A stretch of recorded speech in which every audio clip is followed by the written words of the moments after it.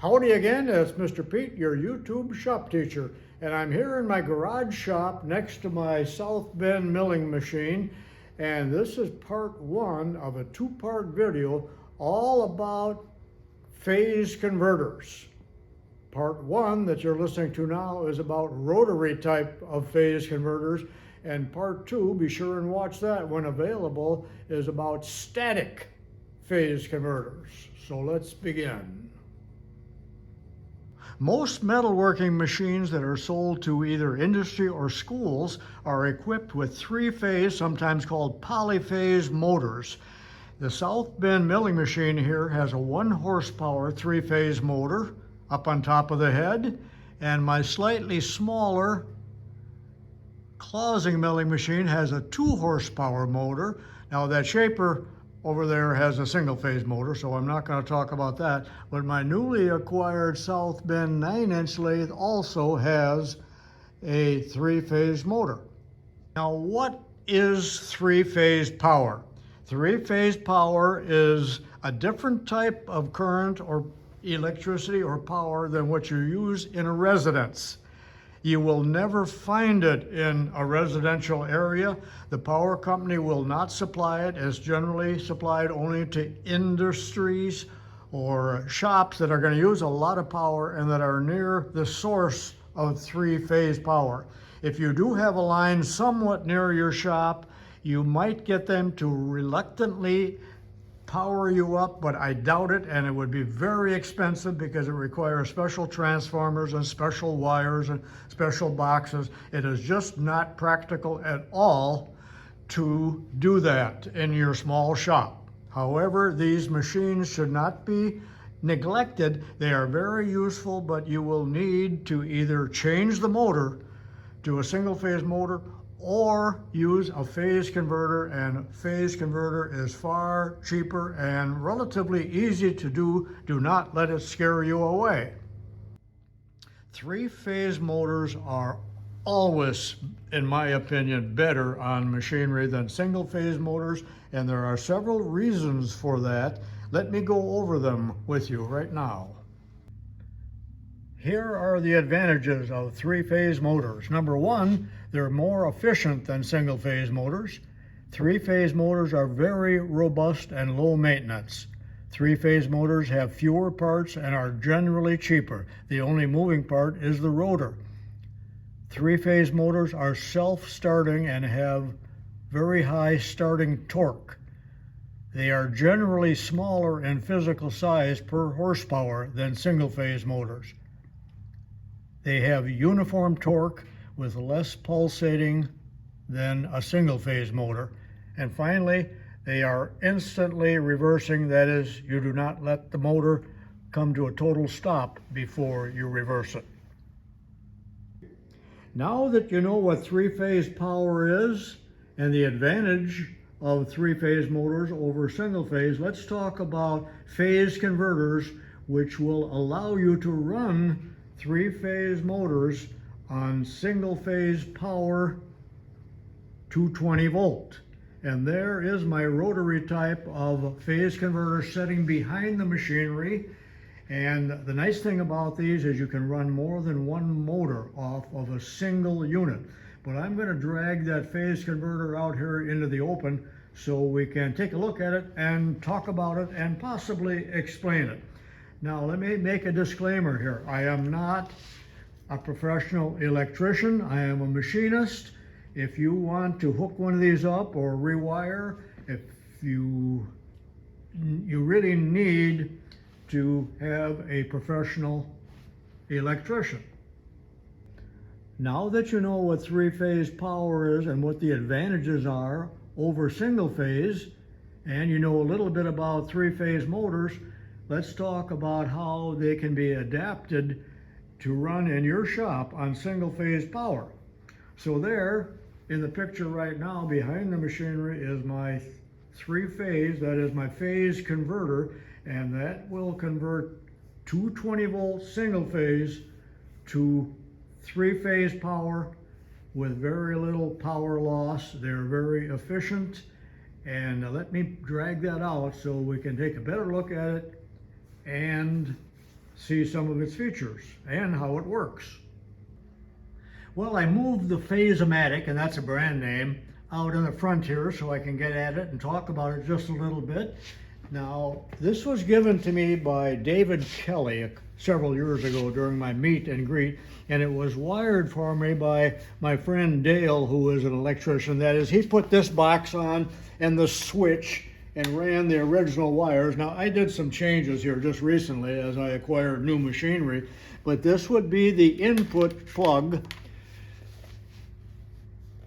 and it requires 220-volt single phase, and then it would be turned on and that motor would run at all times. And that's one of the disadvantages of these, is that you got two motors running. You got this motor running and you have your machine running, so it does use a little more current and it does create noise, which to me is kind of annoying. Furthermore, it's a two-step process in order to use it. First of all, you have to turn this on, and then you would turn the switches on your machinery, your on and off switch, your drum switch, whatever it may be. So it is a two-step process, but this allows the home shop machinist to run three-phase motors in his garage or his basement. Now let's take a look at the label on the top.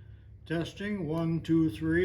All right, now looking at the label here, you can see that the input can be either 230 or 460 volt. We're gonna call it 220. And the output is 230 or 460, depending on how you wire it. And the horsepower that it will handle is 3, and the largest motor that it'll handle is 3 horsepower. And the amperage at idle is 3 amps, and actually it's a little less than that, and I will prove that to you in a little while as I put an amp meter on it. And I'll put a still picture of this at the end. And remember that this machine can run 2, 3, or even 4 motors as long as you don't exceed the capacity that I just showed you on this label. Now, I know there's a lot of wires coming in and out of this machine, but again, this is the input cord.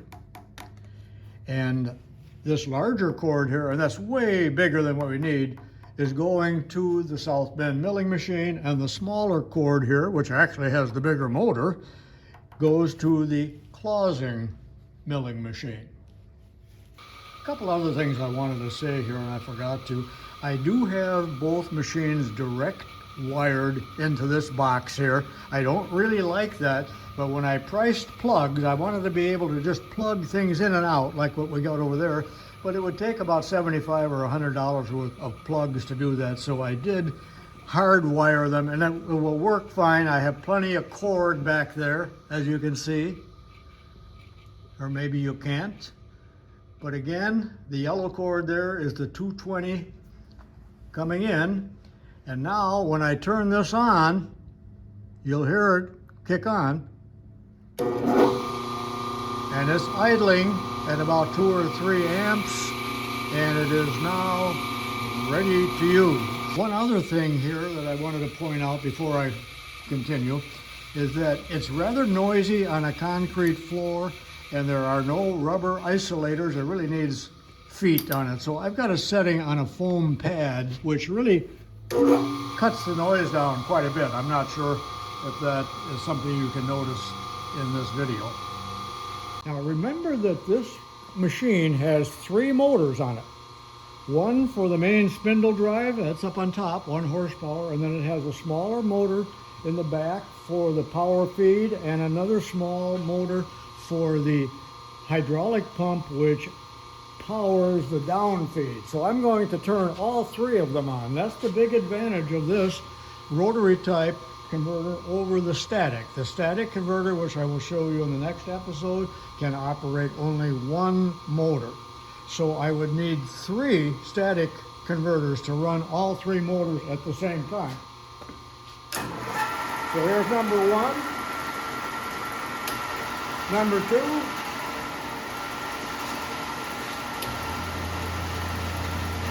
and number 3. So there are 3 motors running right now off of the converter. Now, I am a one-man shop, and I really would never run both milling machines at the same time. But the Clausing has like a 2-horse motor, and the South Bend has a 1-horsepower motor. So let me turn that one on, and now I'm going to turn on the South Bend. So both machines are running with one converter. Now let's have a little demonstration on the current draw in amperes here. Now I put in a jumper cord, my favorite here, that has separate wires, which is the way you have to use it for.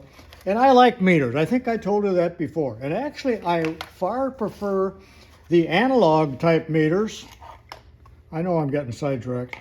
Over the digital. In fact, the premium one that I have here, the Fluke, I can't get a decent reading. I changed the battery, it just seemed inconsistent. Maybe this was no good. Anyway, let's use this one, amp probe. I got to make sure I have it on the right scale, like that, and let's see what it says. And it should be 2 or 3 amps when I start it.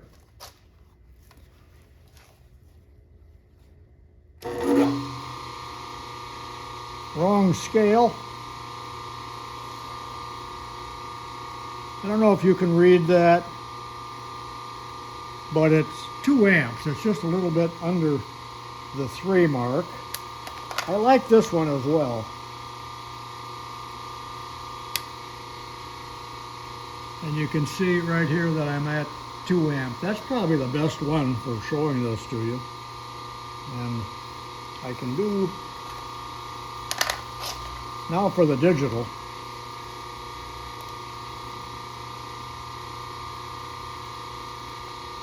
That's showing 3 amps. Now it's down to 2. I don't know why that's fluctuating. Like I say, I prefer the analog.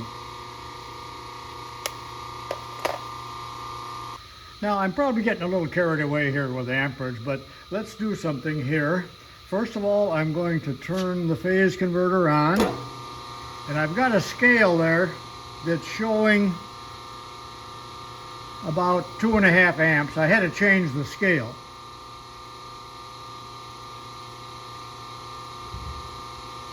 Now what I'm going to do, off camera, you won't be able to see me do this, I'm going to turn the main motor on, the spindle motor of the South Bend. That's 1 horsepower.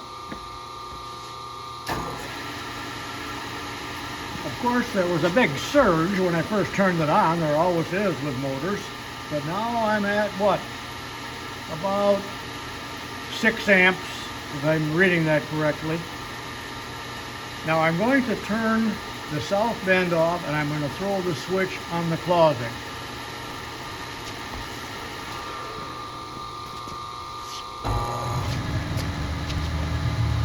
You can see that that's a motor that draws more current. And what are we at there? I'm having a little trouble seeing it with these glasses on. I think I'm at 7.5 amps. Now I'm going to turn the rotary converter off. And my point of this whole little demonstration here is to just show you that we're always drawing about 2 amps more than what we really want to. We're paying for that on our power meter through Commonwealth Edison or whoever is cheating, supplying your power. So I guess maybe the incorrect term is power loss for that, but we have to pay the piper, and the extra 2 amps here is the cost. But for you guys in your home shops, that isn't much to pay because we are using the machines infrequently and intermittently. Now, it's another story in industry where they got hundreds of motors running in a factory, but they would have 3-phase current. They wouldn't be using phase converters. Did that interest you at all? Well, before I forget, let me mention this machine here. This is a three-phase motor, but it is being powered by a VFD, a variable frequency drive, so that's another possibility. And I talk much more about these in part 2. So the solution to your three-phase problems are, should you use a rotary type of phase converter, a static, or a VFD? And I've tried to explain, at least to the best of my ability, the advantages and disadvantages of each one of these. Okay, I hope you liked the video. Now in part 2, be sure and watch that when available. I'll be talking about static converters and VFDs. Remember that these rotary converters can be purchased out of any catalog, such as MSC or McMaster-Carr. They are about $500, and I'll give you some examples of that in the still pictures at the end.